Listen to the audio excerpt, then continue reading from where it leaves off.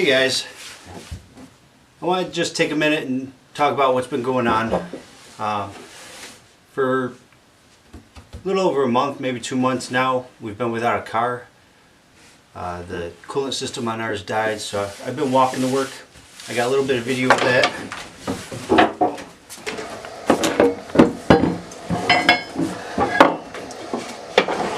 It's about a 30-minute walk to work, but usually I'll take the train tracks as a little cut through, and I find all kinds of cool stuff, parts of the tracks that people have taken off or have come off, spikes and will hold down, and even the large metal plates.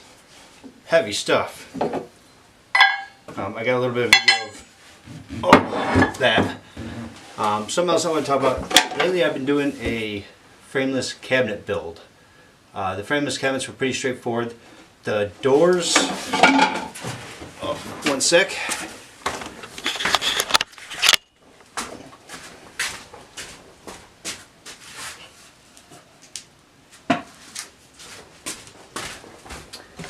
Okay.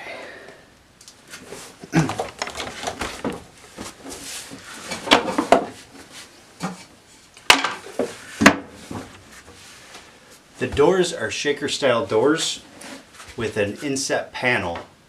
The customer wanted a beadboard panel. So this is what we have. It's poplar with an MDF panel set in. Originally, and I know I'm going to take some flack on this, these have just a routed out groove, and then the panel is glued and nailed in. The door is assembled using pocket screws.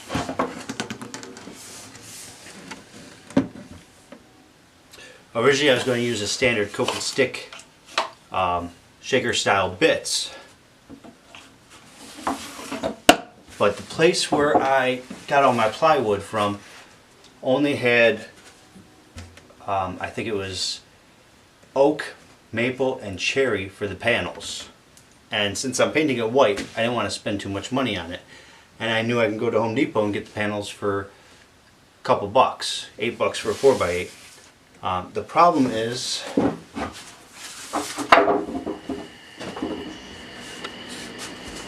when I got them back here, I realized it's not a 1/4 inch thick. So if I was to use these, there would be a lot of play in the panel. Normally when I do those, I use space balls, which would keep the panel from moving, but I would still have a big gap in where the panel is. So I decided to just route it out and set it in. And because it's a MDF or hardwood panel, I don't think there's going to be too much of a problem with movement. It's all painted. It's slightly an off-white. Customer grabbed a sample from Home Depot, and I took it over to Sherwin-Williams and had them match it up in their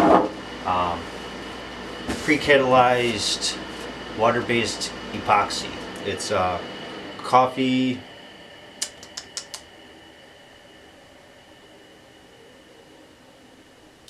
cream or something like that for the color. Something else I want to talk about is my daughter. My daughter is 5 years old, and she is an amazing maker. She was at her grandma's house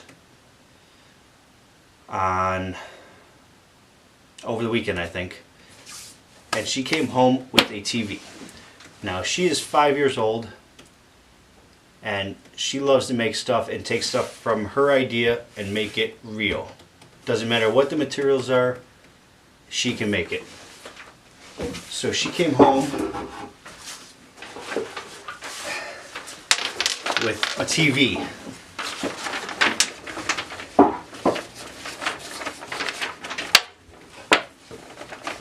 She drew a few buttons up here for the on-off and channel 1, channel 2, channel 3, channel 4.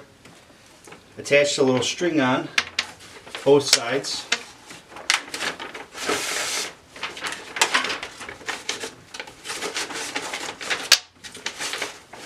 so we can watch SpongeBob,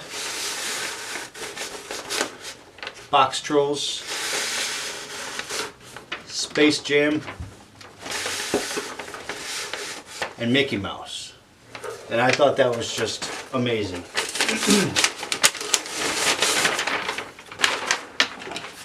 When she came home, she told me she wanted to make a unicorn. So we printed up a picture online, and I used a scroll saw to cut out a unicorn that she painted.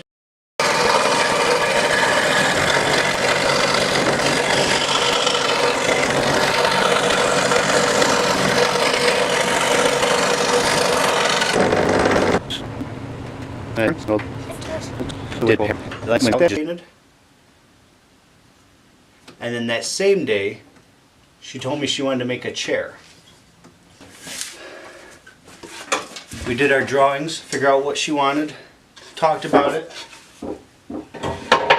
and this is what she came up with.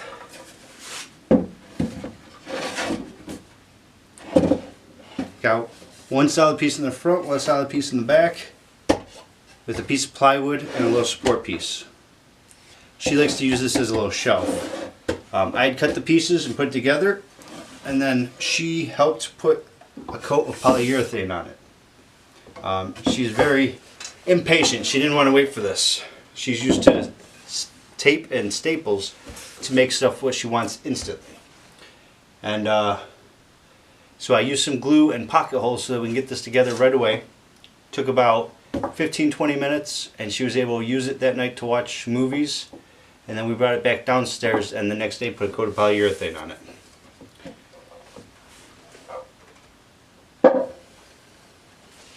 I have some videos coming out. One of them is making that chair, which is very basic. It's an easy thing to make. Another video I have coming out is making a blocking board, which is for knitting. And I also have something else.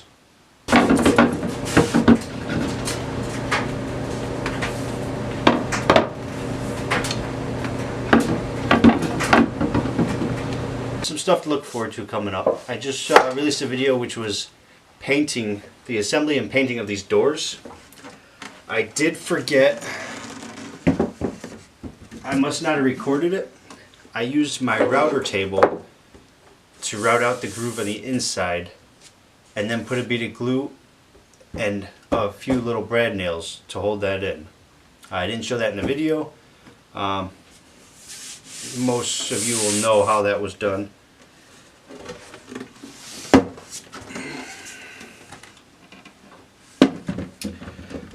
Recently I found Paul Jackman of Jackman Works, and I've been watching a lot of his videos, and I have to say I love his work.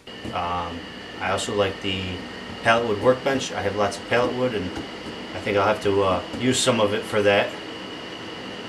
Some of us, if you're in the I like to make stuff Facebook page, I got an invitation today for a maker fair in Atlanta, Georgia. Jamie Page will be there, Izzy Swan will be there, Jackman will be there. Lots of great makers.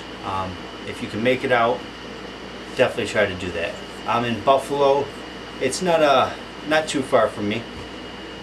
I can definitely fly there or even drive if I can get a car by then. But I'm definitely going to try and make it. I think that's it for now. Just keep on making. Have fun. Make what you can with what you can. The materials don't necessarily matter. You can make something awesome out of just a cardboard box.